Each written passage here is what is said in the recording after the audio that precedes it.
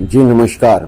मैं आचार्य रविंद्र अध्यात्म अवर्नीश पर आपका स्वागत करता हूं। दोस्तों, आज का प्रश्न है, कब दक्षिण मुखी मकान शुभ परिणाम नहीं देता है। ध्यान से समझें, किन किन परिस्थिति में दक्षिण मुखी मकान शुभ परिणाम नहीं देता है, या यूं कहें सरल शब्दों में कि अगर ऐसी स्थिति है दक्षिण मुखी मकान में ये सारे कंडीशन बन रहे हैं तो वह मकान दक्षिण मुखी अगर है तो शुभ परिणाम नहीं देता। वह क्या क्या कंडीशन है, इसी चीज को समझना आवश्यक है। सबसे पहली बात है कि दक्षिण दिशा में जो शुभ परिणाम देने वाले घर होते हैं वह केवल मुख्य द्वार के बारे में हम अभी चर्चा कर रहे हैं। मुख्य द्वार अगर आपका चौथे पद में है तो ये शुभ परिणाम देगा। इसके अलावे अगर कहीं है तो ये अशुभ परिणाम देगा। तो भूल करके भी ऐसी स्थिति उत्पन्न हो रही है तो ये आप माइंड में बैठा करके चलें कि ये शुभ परिणाम देने वाला घर नहीं होगा। जैसे तीसरे और चौथे पद में अगर मुख्य द्वार आपका है, मुख्य द्वार कैसे निकालेंगे? सेंटर में खड़े हो जाएं घर के और अपने कंपास को खोल लें। अगर ठीक 180 डिग्री आपके दक्षिण का जो क्षेत्र है उसके सेंटर में आ रहा है तो यह बिल्कुल आपका सही मकान है, 0 डिग्री पर है। उसके बाद इसको 9 भाग कर दें तो चौथा पद जो आ रहा है बृहच्छत का पद, वह अति शुभ परिणाम देने वाला द्वार होगा। अगर ये छोटा पड़ रहा है तो तीसरे पद को भी ले सकते हैं, लेकिन सावधानी या ध्यान रखने योग्य बात है कि चौथे पद से ही आना जाना करें तो ये शुभ परिणाम देने वाला घर होता है। दूसरी बात है कि अगर दक्षिण दिशा का क्षेत्र में कोई कोण, आग्नेय कोण या नैऋत्य कोण बढ़ा या कटा हुआ है तो यह शुभ परिणाम देने वाला नहीं होता है।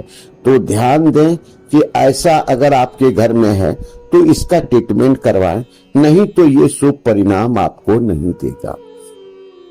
तीसरी बात है कि अगर आपके जमीन का ढाल जा रहा है उत्तर से दक्षिण के तरफ या पूर्व से पश्चिम के तरफ तो ये आपका मकान शुभ परिणाम देने वाला नहीं होगा। यह दक्षिण मुखी मकान नहीं लेना चाहिए या नहीं रहना चाहिए। उसके बाद है कि दक्षिण मुखी मकान के ठीक सामने कोई गड्ढा हो, बड़ा नाला हो तो ऐसा मकान भी आपको नहीं लेना है। कोई सरकारी जमीन है जो खुला हुआ है, अर्थात आपके दक्षिण में बहुत बड़ा मैदान है, दूर दूर तक कहीं मकान बनने की कोई संभावना है नहीं है, तो ऐसा मकान आपको शुभ परिणाम नहीं देगा। दक्षिण मुखी मकान के आसपास कोई श्मशान है, कोई बहुत बड़ा चर्च है या मंदिर है तो ये आपको नहीं लेना है, यह शुभ परिणाम देने वाला नहीं होगा। अगर आप मकान खरीदने जा रहे हैं और उसके दक्षिण के क्षेत्र में बहुत बड़ा कोई अंडरग्राउंड टैंक बना हुआ है, चाहे वह नैऋत्य में चाहे वह आग्नेय कोण में, डिग्री के हिसाब से समझ लें, आग्नेय कोण 135 डिग्री पर आता है, 180 डिग्री ठीक सेंटर साउथ आता है और 225 डिग्री नैऋत्य कोण आता है। यहाँ पर अगर बोरिंग है या अंडरग्राउंड वाटर टैंक है, ये शुभ परिणाम देने वाला नहीं होगा। और आगे समझें कि यह अगर दक्षिण मुखी मकान आप लेने जा रहे हैं और इसका कोई क्षेत्र बहुत खुला हुआ है, बहुत बड़ा बरामदा है, यह मकान आपके लिए शुभ नहीं होगा, क्योंकि यह पितृ का, राहु का स्थान माना जाता है, यम का स्थान माना जाता है। तो ऐसी स्थिति में यह समृद्धि देने वाला घर नहीं हो सकता है। दक्षिण दिशा वह व्यक्ति अगर लेने जा रहे हैं जिसके मंगल कुंडली में या बर्थ चार्ट में सही नहीं है, खराब है, किसी पंडित से विश्लेषण करवा लें तो आप दक्षिण मुखी मकान नहीं लें तो ये अच्छा परिणाम आपको नहीं देगा।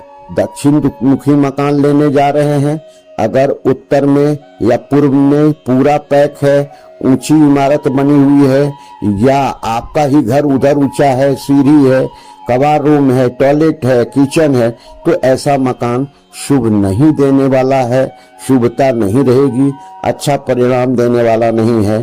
तो ध्यान से समझें कि ऐसा मकान आप नहीं लें। इनके ब्रह्म स्थान में दक्षिण मुखी मकान लेने जा रहे हैं। इनके ब्रह्म स्थान में टॉयलेट बना हुआ है, सीढ़ी बना हुआ है, लिफ्ट बना हुआ है, किचन बना हुआ है या बहुत बड़ा कोई पिलर खंबा है, तो ऐसा मकान नहीं ले। ये शुभता का मकान नहीं है, शुभ परिणाम देने वाला नहीं है। मेरा काम बताना है, कोई डराने धमकाने की बात नहीं है। आप खुद जब रहने लगेंगे तो आपको परिणाम मिलेगा और आप इससे अच्छे बुरे का पहचान कर सकते हैं। लेकिन अपना खोने के बाद कोई फायदा नहीं है, इसीलिए सावधानी से आपको बता रहे हैं, इसे अपने जीवन में उतारें और लाभ लें।